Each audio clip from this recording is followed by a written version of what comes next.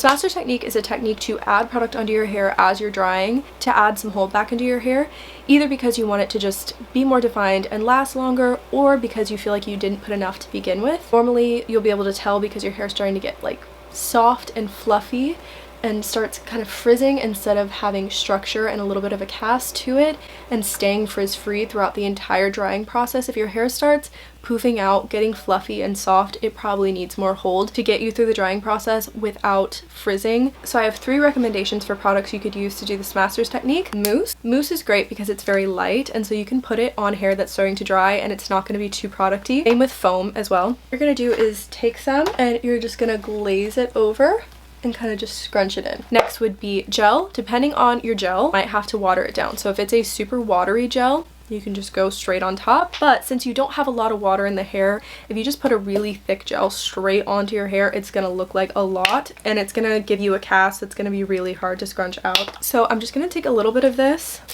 and I'm gonna dilute it with water. And same thing, you would just glaze over and scrunch this in. And then my favorite and most used way of doing the Smaster technique would be using hairspray. Just because hairspray is very evenly distributed, especially if it's in an aerosol can. So I feel like it's just easiest to distribute evenly over your hair, especially when it's starting to dry. So I'll just add some hairspray just to add a little bit of extra hold. You're either doing this technique because you want to have extra strong hold, extra long lasting hold. And the reason it's going to give you that is because you have less water on your hair. So when you add product on hair that doesn't have as much water, it's not going to be as diluted. It's going to be very potent on your hair. Or you're doing this because you accidentally didn't use enough hold or didn't distribute it well enough.